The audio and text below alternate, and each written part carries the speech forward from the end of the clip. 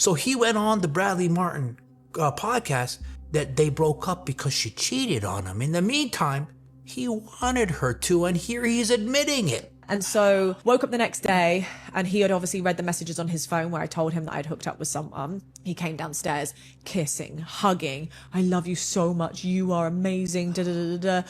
And I was feeling so much like I was feeling shit about myself. And he was like, look, I understand if you don't want to do it again, but if you do, like, I would really want you to get video footage of it.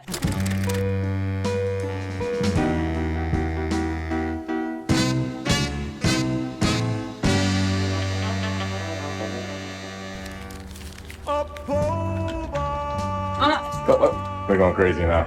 What's up, wife? Why are you filming me? Because I have a surprise for you. Surprise? Yeah, I think it's one you will like, too. Wait, honey, you pick him up. Yeah, of course she's gonna like it, because she knows exactly what it's gonna be. Ready to see it? I am. But you can't see it just yet. You gotta close your eyes. For real? Yeah, he wants her to close her eyes so she doesn't see the train that's coming for her, that asshole. Hold on, let me put my shoes on. Okay, give her a second to put the shoes on. She don't need her shoes, because all that shit's about to come off anyway. Where do I go? Okay, just, I'll guide you. Go left. All right, wait, stop. You ready? Yeah. Come on, let me see it. I love seeing her die in anticipation. No, I'm impatient. So wait a second. Do you know what I thought the surprise was? 500 men lining up outside, ready to run a train on her ass like Bonnie Blue. Just like that cuckold's dream that he wanted with his last girl. But it turns out, it wasn't a train. It was a Bentley. But she didn't like it anyway. Whoa! Damn, it's a new one! Damn.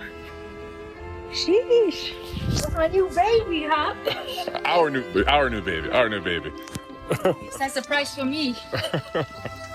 They didn't have burnt orange one though? What do you mean? The color? Burnt orange exterior? Yeah. I looked everywhere for it. There was no burnt orange. We can wrap it. You're not happy with the color that it is right now? It's okay. I'm joking, Chad. I'm fucking gassed. I'm just joking. Hopefully that gets clipped. So there's truth in every joke. She goes, oh, there's no burnt orange? Bentley don't even make that shit.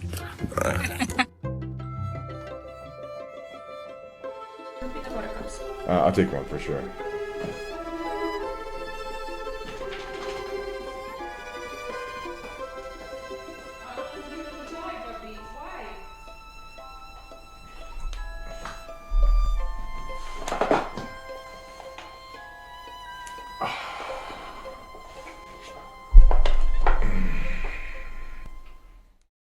So it looks like Larry, the third wheel, is still simping and cucking his way around town like a asshole. He's going on podcasts, again, lying out of his ass. And you would think by now he would have learned from his mistakes and stopped lying, especially with me on his ass, right? But no, it's in his DNA. This piece of shit can never stop lying, no matter how many times I catch his ass. So you know what I had to do? I had to open up those Larry files again, no matter how much I had inside me telling me not to do it, because I had to find out the truth, and I had to dig deep, deeper than we know. Larry likes to dig inside for those apple pies to get that truth. Wait until I show you what I found. You know, I remember at that time in my early 20s, like where sexual thoughts were like obsessive. You know, when my mind wasn't occupied, it just went to sex. And it became a real problem where, like with any addiction, you know, a pair of boobs, for example, blows your mind. But then after a few months of looking at that same pair of boobs, like you need something more potent to get the same rush. So I wanted to get custom videos and like have these girls act out these crazy fantasies of mine, because like I was getting so overstimulated. I needed like these crazy kinky stuff to get off. So as you saw, Larry the asshole bought his Sharmuta girl a $370,000 Bentley, right? Even though that bougie bitch didn't like the color, he still bought it for her, right? But you would think, owing your friend Daniel $50,000, he was your friend. Instead of paying him back some of that money, you buy the Sharmuta a gift that she didn't appreciate. And you know what that reminds me of? I mean, they always say, what's the quickest way to lose a friend? Lend them money, right? Because they're never going to pay that shit back. You never hear from them again, right? Well, how many times? Maybe you experienced it yourself, or you've heard stories. You lend somebody, a friend, a close friend, money, then all of a sudden, he's not paying that shit back, and you see them driving around in fancy things, buying all this stuff, right? You would think that they would be kind enough to pay you back the money instead of buying and spending the money on stupid shit, because you were nice enough to lend them the money because they were in a bad spot. But no, they don't do those things. And Larry, he's doing that same shit. So the other day, I saw Larry the third wheel, because we know how much he loves being that wheel, on a podcast with Bradley Martin. I wanted to watch it because I wanted to see what lies I can catch him in, right? And then he starts going off and talking shit about his ex, Nicole Drinkwater, saying that she was going on podcasts, saying his name and talking shit about him. What's up with one of your ex-girlfriends like going on podcasts and just like running her mouth about it? Dude, Like, she's been dragging my name for years now. you helped her in a lot of ways. I don't think there's a way to deny that. I think I did help her significantly, and she was at a point where she wasn't making any cash doing PT. I put her on to OF by doing collabs with her that got millions of views. She ended up becoming basically a millionaire, and now she still does it and lives a good life because of it. But now I'm the guy that's the villain, and she's dragging my name ever since. Doesn't feel right. Like, I feel like I contributed to her financial success significantly, and it's like me going and attacking you after you helped me so much with my brand. So when I saw that, I wanted to find out, is this true? So I went to Nicole's Instagram, right? And I saw some clips of her talking shit about some ex-boyfriends. This is insane. Like, this man is giving me the most attention that he's ever given me in our whole entire relationship. And then he goes to Bradley, he goes, years ago when I was on the podcast, I talked shit about Nicole Drinkwater, and I regret doing it because I said that she cheated on me, and I wish I never did it. And I think what triggered her is when I said something about her here, and I wish I didn't. Yeah. And I think that was what started that, like, oh, well, he went and dragged my name, so now I'm going to do the same to him. I think that's what started. So I went to see if I could find the original clip of where Larry was saying that Nicole Drinkwater was a cheater. My ex, I was ready to engage, but shortly before, I learned that she wasn't ready, right? So that was that, right? Like, she told you, I'm not ready. Or you... I did some snooping and found out she wasn't ready. Oh, man. Yeah. That's so annoying. But you found some shit out. I found some shit out, right? And basically she wasn't ready, but it all happened for the best, right? Because that door closed, another open.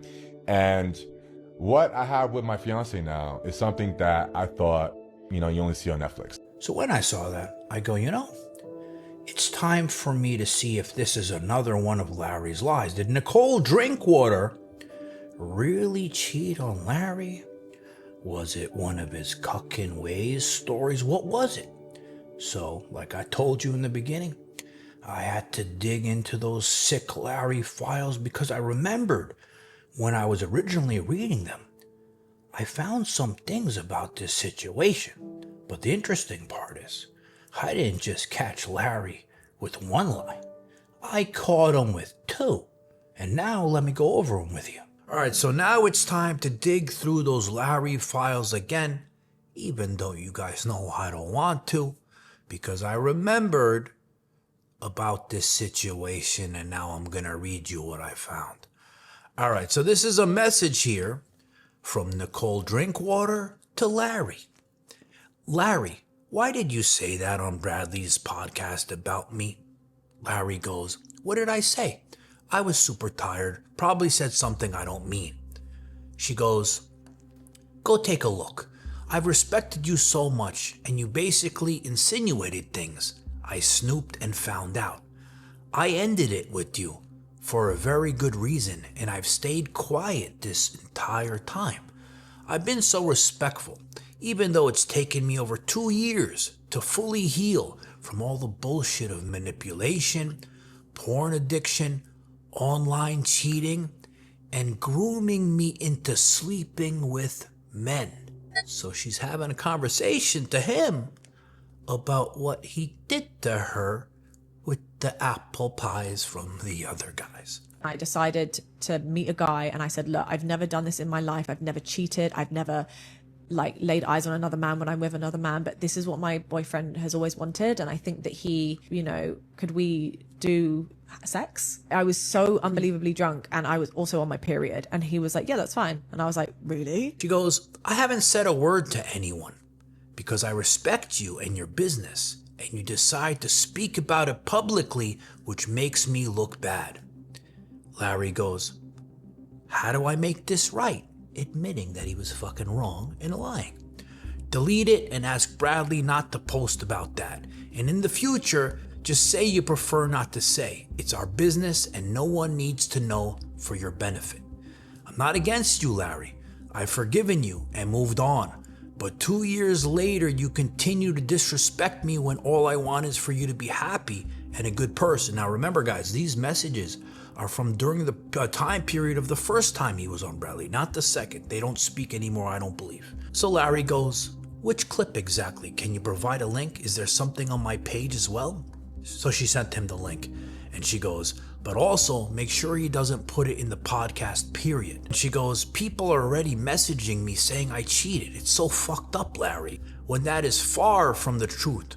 I gave everything to our relationship, you know this. And so I ended up doing the sex with this guy. And I remember obviously going back home and I couldn't sleep in the same bed as him that night. And I was crying, like hysterically crying, like on my sofa, because I just felt disgusting, because I felt not very consensual. It didn't feel like this is something that I wanted to do. I did it for someone else. I guess I'll take the hit and save your ass like last time. Then he goes, I'm sorry I was put on the spot and I should have said I prefer not to say. Even though the part I said was true, it's not the whole story and I know it makes you look bad. I don't have any malicious intent towards you. And then she goes, Larry, after you shopped and found who you knew that I was chatting to, you said it's a cuckold's dream. So now if you guys think about that, okay, you see where Larry goes, even though the part I said was true, it's not the whole story and makes you look bad. And you see how she said it's a cuckold's dream? That's because he was having her do this shit to give him his sick cuckold's dream. So he went on the Bradley Martin podcast that they broke up because she cheated on him. In the meantime, he wanted her to, and here he's admitting it. And so woke up the next day and he had obviously read the messages on his phone where I told him that I'd hooked up with someone. He came downstairs kissing, hugging. I love you so much. You are amazing. Da, da, da, da, da. And I was feeling really shit about myself. And he was like, look, I understand if you don't want to do it again, but if you do, I would really want you to get video footage of it. And I was like, the fuck? This is insane. This man is giving me the most attention that he's ever given me in our whole entire relationship. Then she goes, yeah, you also saw that I didn't want to marry you at the moment in time because of all the shit that was going on. It wasn't a normal relationship. He goes, I saw that you didn't want to marry me, and that was the nail in the coffin. You had every reason not to. I was a mess. Yeah, you were a big mess. Think about all that messes you were doing down there with the apple pies. She doesn't want to marry your ass, you sick fuck. Then she goes, have you changed? He says, with the help of my fiance, yes. She says, smack in the face, Larry. I helped you first. Don't forget that. But good. I just built you up to be better for the next girl. And then he goes, not what I intended. I can have Bradley remove the clip of me speaking about you for damage control. It's possible, hell, be open to removing the episode entirely. Yeah, I mean, it would be great if he can remove the clip and the podcast, but I doubt he would.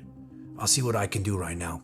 If I get any more messages, we might have to do a video or you do a video or something. It's just unfair. Then Larry goes, if we speak about it more, it's only going to create more unwanted attention to both of us about that. And we know when he's saying about that, exactly what he's referring to. And something I'm going to mention about that, okay? And I'm not going to mention girls' names, okay? I'm just going to say girls. That they didn't want to do that shit with the other men. And you know what they had to do it? They had to get blacked out drunk where they can't remember shit the next day in order to please this asshole. So when he's saying he doesn't want attention to both of us about that, he doesn't want all the details of this shit coming out. So by reading these messages, okay, we caught Larry, the piece of shit, lying again 2 times.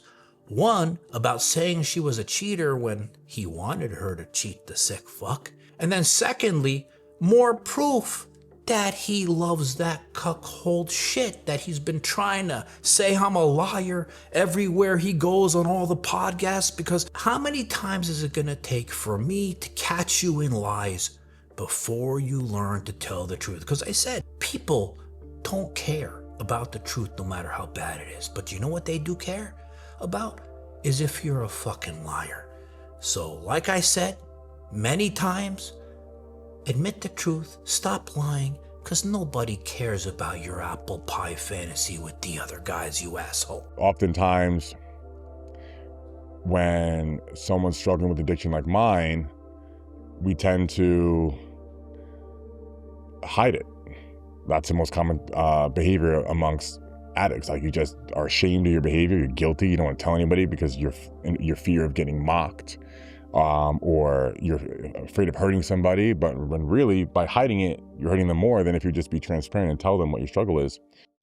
And babe, you know this new studio move? Do you know what kind of a pain in the ass this is? I haven't been able to film a video for days. But you know what else I've been doing for days? Remember this top T shit? Well, it's some crazy shit. Wait until I show you later what it's doing to me. I'm gonna turn you into my sharmuta.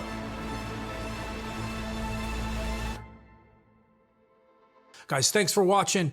Please hit like on my video.